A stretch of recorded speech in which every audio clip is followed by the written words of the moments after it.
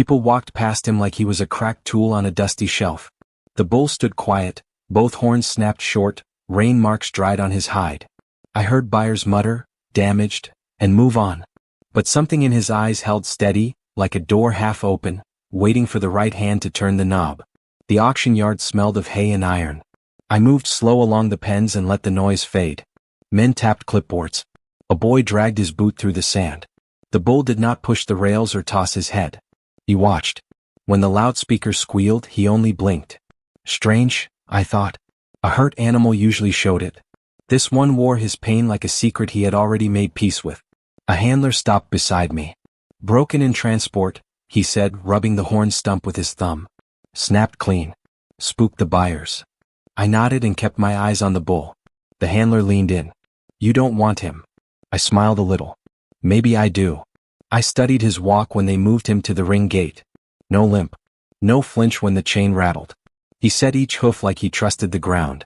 A woman in a red cap whispered to her partner, "Looks calm, but those horns, resale will be a pain." The partner shrugged. Pass. The gate clanged. The bull did not startle. He only turned his head toward a sound behind us, a small cough. A little girl had stepped near the fence with her mother. The bull lowered his muzzle in their direction, not pushing, not begging, just noticing. The girl lifted a hand the way children greet dogs. The mother pulled her back, worried. I watched the bull's ears, the flick of one, the pause, the slow breath. He listened first, I said under my breath. Good. I checked the tag again. The number had a smudge like someone wiped dirt fast. Under it, I saw a faint stamp, almost gone in the light. I knew that mark. Not many did. It belonged to a ranch that bred for quiet minds and strong frames. Someone had tried to hide it with dust and thumb grease. I looked around. No one else stared at the tag. Make a bid if you're brave, the handler joked. I kept my voice even. I don't buy bravery, I said. I buy truth. The auction bell rang and the ring opened. The bull walked in like he knew the floor. I felt the crowd lean back. I leaned in. The bell echoed and the ring man called out the number. The crowd shuffled, some leaning forward, most already losing interest. Starting bid 2,800, the auctioneer barked. A hand rose, then another. The bull shifted his weight but stayed calm under the lights. His eyes never darted. They simply scanned the circle as if he had stood in that place before. The price inched up. 3,000, 3,200, 33. The older man across the pen scratched his jaw and dropped out. The red-cap couple shook their heads. Silence followed. Any more? The auctioneer pushed, glancing over the room. I raised my card. 34. He slapped the gavel. Sold. To bidder 127. Murmurs floated up like smoke. Someone muttered, "She just wasted good money on a broken one." I ignored them. My chest tightened, not with fear but with a quiet relief. At the office I signed the slip. The clerk slid the paper back. "You saved yourself near $3,000, he said, tapping the number. "If he had horns, you'd never have touched him." I folded the paper into my pocket. "We'll see if I saved or spent wrong," I replied. That night, while driving home, my phone buzzed. It was Marcus, my neighbor with the wide ranch south of town. "Heard you bought something odd," he teased. "A bull with no crown." I smiled into the dark. Sometimes the crown hides in the bloodline, not the head. Marcus laughed. "You sound like a preacher." But his tone shifted. "Don't get too hopeful. Folks overlook animals for a reason." The next morning the auction yard called. A man's voice introduced himself. "Tom Henderson. You took lot 47. I answered, "Yes. Is there a problem?" He chuckled. "No problem. That bull's sire threw the best calves we ever raised. Shame about the horns. But you'll see soon enough." I gripped the phone tighter. "Why didn't you tell them that yesterday?" His reply came calm. "Would have pushed the price. I wanted someone who could see past looks." As I hung up, I stood still on my porch. The air smelled of dry earth and cattle far off. My gamble was no longer just a risk. It was a test. Could I see deeper than the rest? The answer waited in the pen I had built, empty but ready. The truck rolled in on Monday morning, rattling down the gravel lane with dust following behind. The driver leaned out and shouted, "Delivery for Vasquez." I signed the slip and the ramp clanged down. The bull stepped off slow, his head turning steady, no panic in his eyes. His horn stumps caught the sunlight, blunt and healed clean. I stood close, not rushing him. He sniffed the air, tested the ground with his front hoof, then walked into the pen as if he knew it was his. The driver watched and shook his head. Strangest calm I've seen. Most bulls kick up a storm. I only said, calm has its own power. By evening I sat on the fence, notebook in hand. I wrote down every move, how he grazed, how he drank, how he tested the gate but never pushed. When the cows in the next pasture called out, he lifted his head but didn't roar. He simply looked and they quieted. Marcus stopped by, resting his boot on the bottom rail. So that's your bargain bull. He eyed the stumps. Ugly sight. I closed my notebook. Ugly to you. Useful to me. Marcus spat dust. We'll see when the season turns. He left but not before saying, don't name him. Might not last. That night, under the lamp, I called Dr. Kim, the vet. I want him checked, I said. She agreed to come by Wednesday. 2 days later, she slid the stethoscope under his hide, tapped his flank, studied his eyes. Strong lungs. Good heart. No sign of nerve damage from the horns. She scribbled notes. You may have made yourself a quiet fortune. I asked the question that burned me, will the horns ever grow back? She shook her head. Not full. Just stumps. Cosmetic only. The bull snorted, tossing dust, but his eyes stayed soft. I reached out, brushed the side of his face where the horn had broken. He leaned into my hand, heavy and warm. Dr. Kim looked at me over her glasses. You saw what no one else bothered to. Sometimes that's all it takes. As the sun dropped, the bull moved toward the cows again, steady and sure. I closed the gate and thought, I hadn't bought a broken animal. I had bought a chance no one else dared to see. 3 days later, I opened the gate between his pen and the pasture where 12 cows waited. They lifted their heads, ears twitching, then moved toward him with slow steps. The bull stood still for a moment, measuring them the way he had measured me on the first day. Then he walked forward, shoulders rolling, not a trace of fear in his step. Marcus showed up again, leaning on the fence. Now we'll see if he's worth the feed, he said, half smiling. I didn't answer. I watched instead. The bull circled the cows, nose low, sniffing, pausing, moving on. No charging, no fights, just quiet inspection. One of the younger cows bolted sideways. For a second, Marcus smirked, thinking the bull had scared her. But it was the opposite. She had startled herself, and the bull only slowed, lowered his head, and let her calm down. That's not what most do, Marcus muttered. By the second evening, the bull had settled into the herd as if he'd always been there. I caught him grooming one of the cows, licking along her neck, something that showed trust rather than dominance. I wrote it down in my notes. Temperament, unusually calm, steady breeder's behavior. On the 4th day, I found him at the far edge of the pasture, 2 cows already standing close, their tails twitching. Marcus rode up on his ATV, killed the engine, and hollered, "Well, look at that. He's working already." I only nodded. That weekend, Henderson, the man from the ranch, called me again. "How's lot 47?" he asked. I told him what I had seen. His laugh carried through the line. "That doesn't surprise me. His sire bred half my herd last year in record time." He paused. "Don't be shocked if neighbors start sniffing around, asking what you paid." And Henderson was right. By the next week, Marcus leaned on the fence once more, but his tone had changed. I heard whispers in town.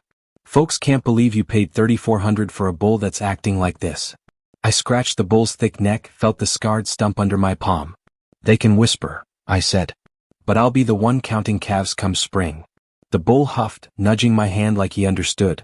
And in that quiet moment, I realized something. The story of this broken-horned bull was only beginning to unfold, and I was holding the first chapter.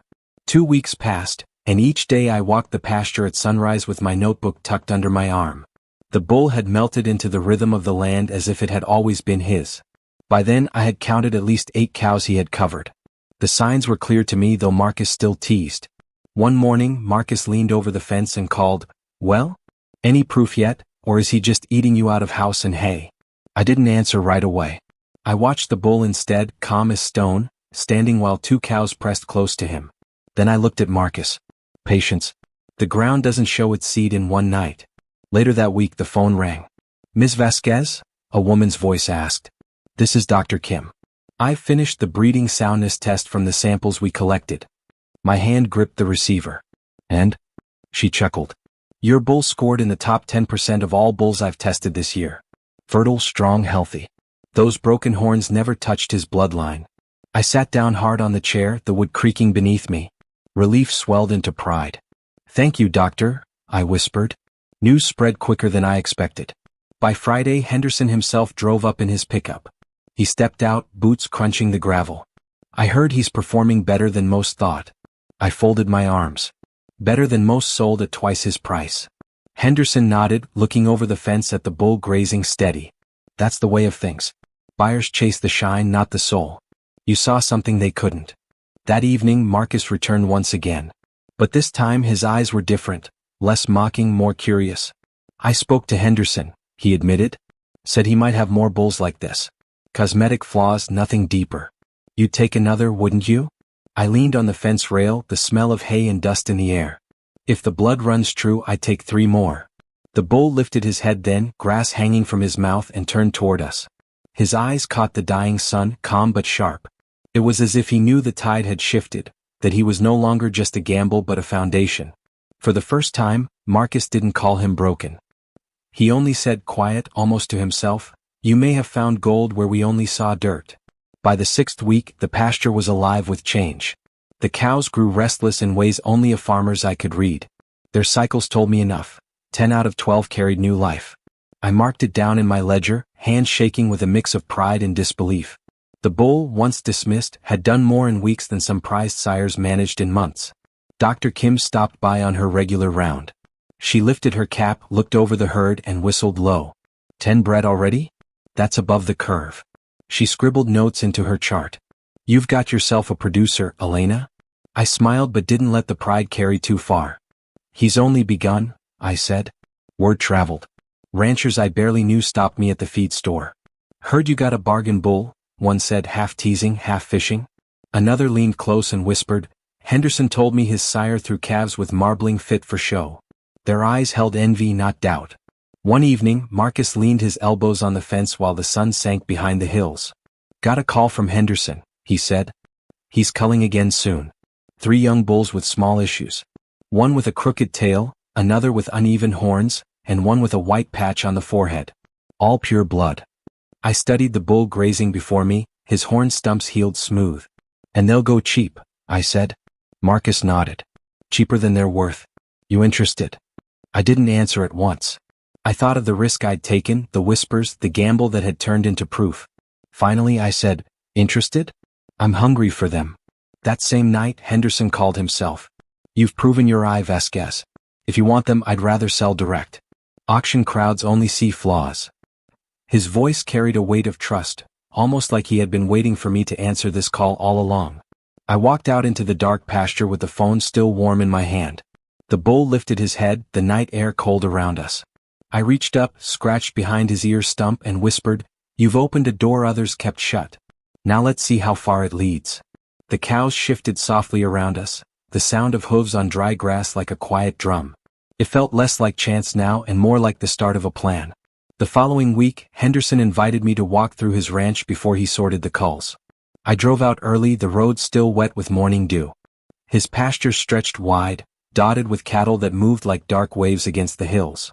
Henderson met me by the gate, tipping his hat. You'll want to see these 3, he said, leading me toward a smaller pen. Inside stood the crooked-tailed bull, tall and muscled though his tail bent to the left like a crooked stick. Beside him, one with uneven horns flicked flies away, looking almost comical if judged by show standards. The third bore a bright white patch on his forehead, sharp against the black hide. Henderson leaned on the rail. None of them sell well at auction. Buyers pay for pictures, not performance. I studied them one by one, noting how steady their stance was, how their eyes moved, how their chests lifted with even breath. My pen scratched in the notebook. Calm. Healthy frame. Good weight. Henderson chuckled. That's the same look you had when you saw the broken-horned bull. Careful, your neighbors are already watching you.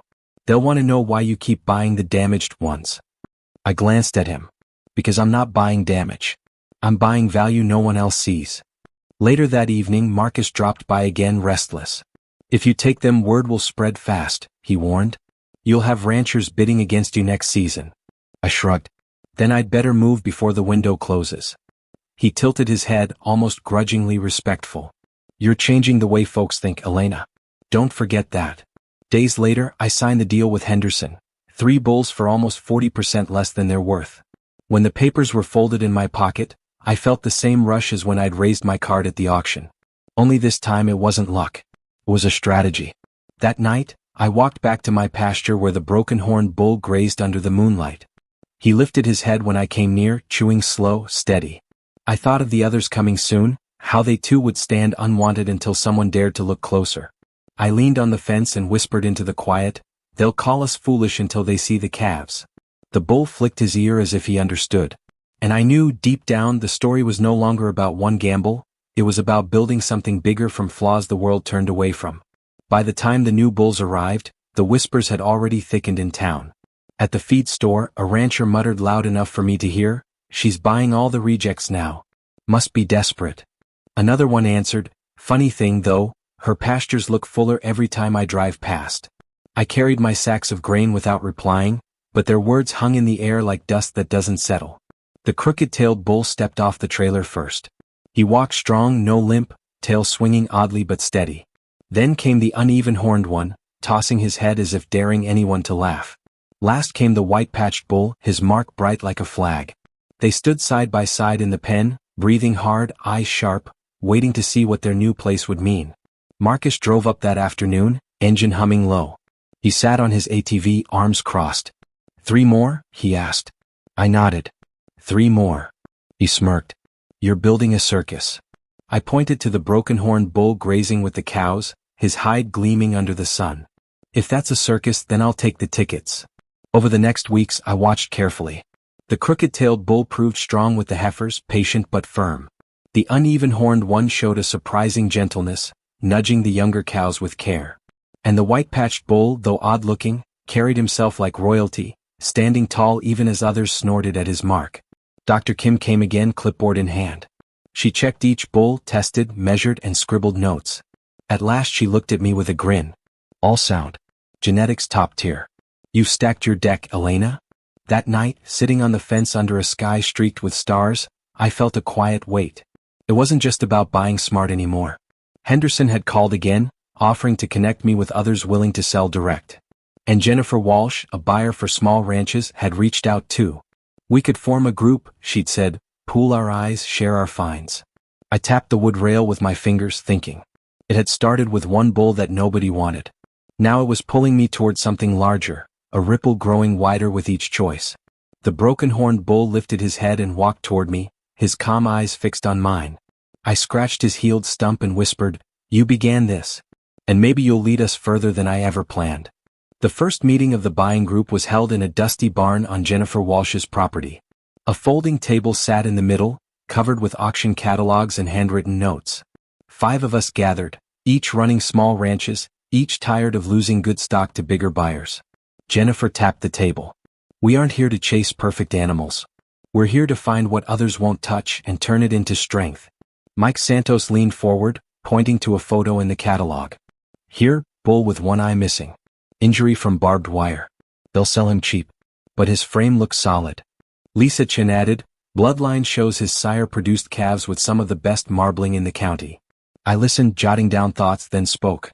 "He'll need 6 weeks to adjust depth perception. But after that, he'll work as well as any intact bull." Heads nodded around the table. We divided tasks.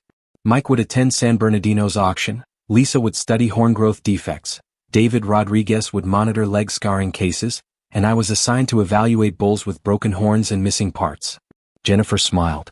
"That's your gift, Elena. You see through the surface." Back at home, I walked the pasture, notebook heavy in my hand. The broken-horned bull grazed among the cows, calves already beginning to show inside their mothers. Marcus climbed the fence and stood beside me. "Heard about your little club," he said. "Words traveling."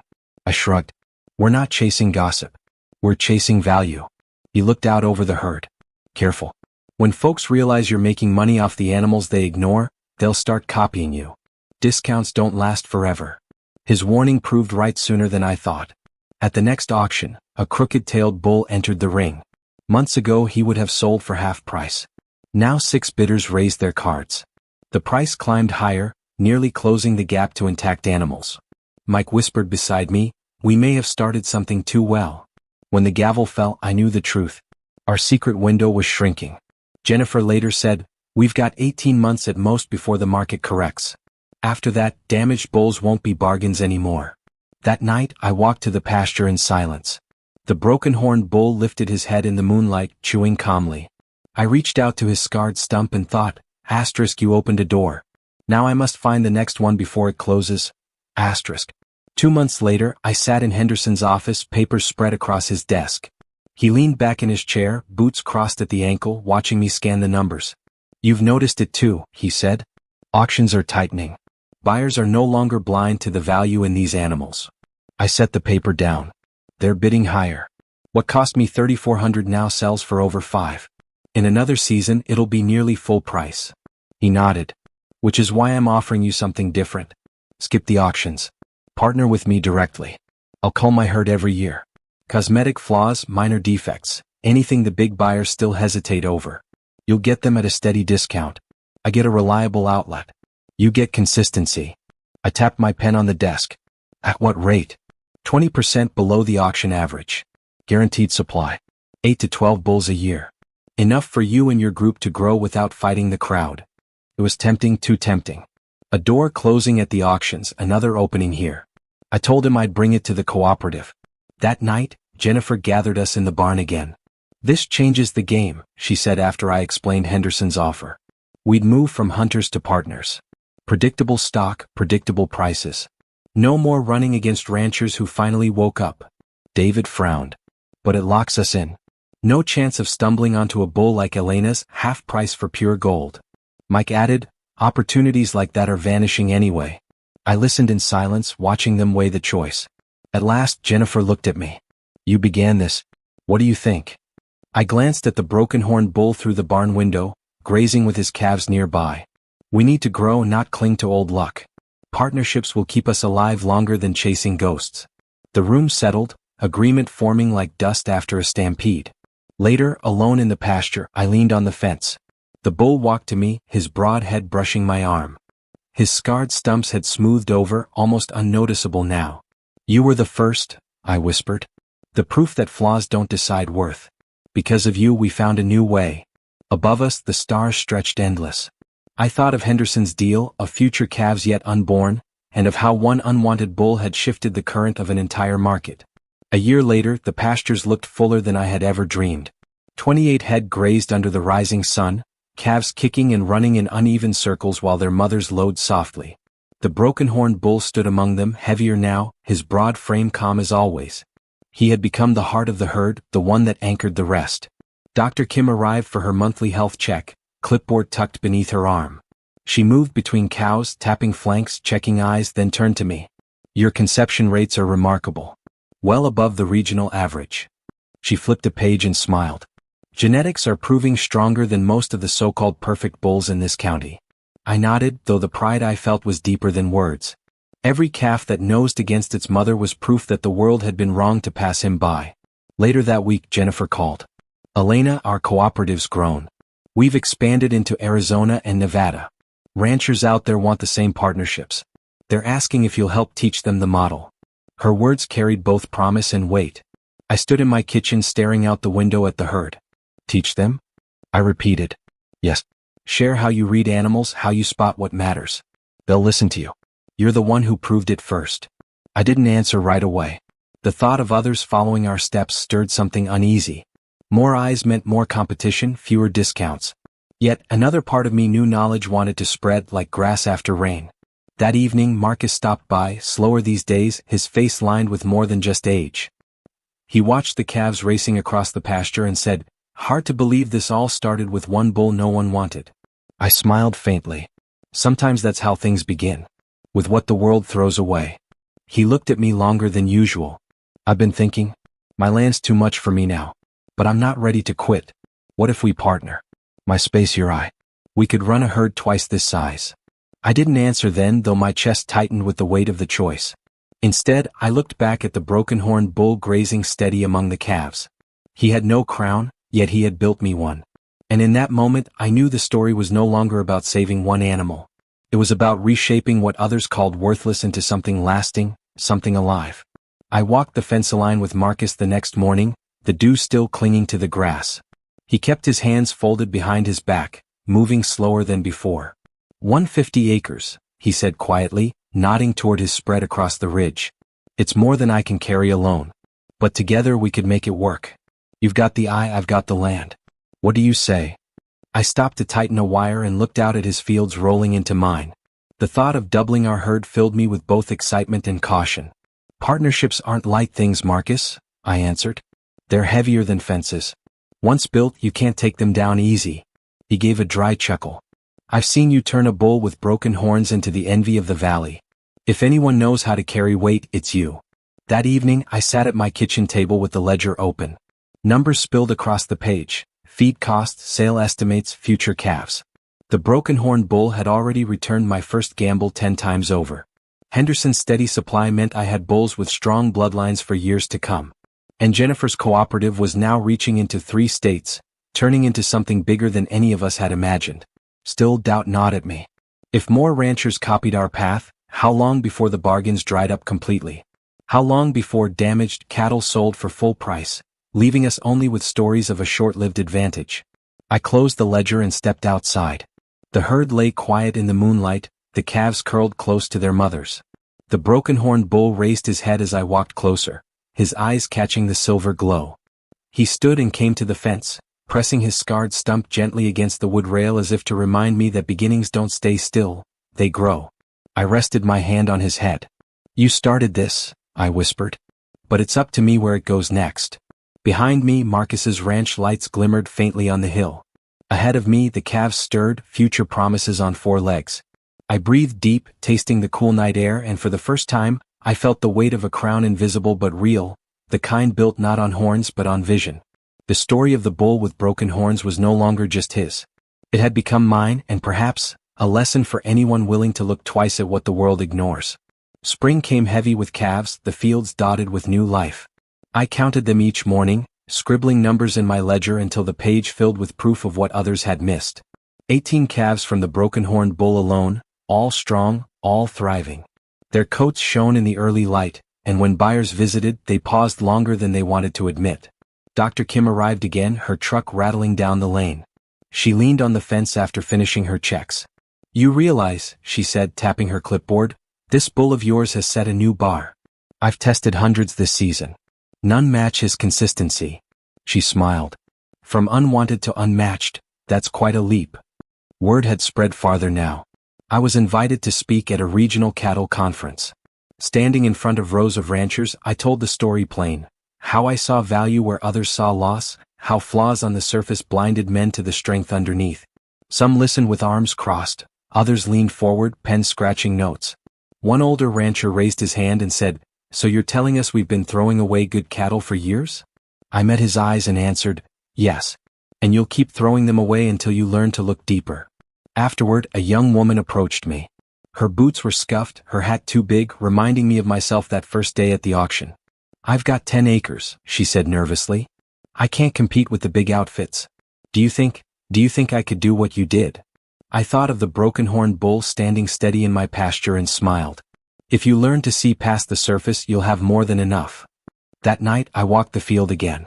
The calves chased each other under the fading sun. The broken-horned bull stood among them, his presence quiet but commanding. Marcus joined me at the fence, arms folded. You've turned a mistake into a movement, he said softly. I shook my head. Not a mistake. A mirror. He showed me what I wasn't seeing. The bull turned toward us, his scarred stumps catching the last light of day. He was living proof that worth cannot be measured by what's missing. It lies in what remains and how strong it stands when the world has already turned away. I knew then the moral was simple. Sometimes the flaws we fear hide the greatest strength. And those who dare to look beyond them will find treasure where others saw nothing at all.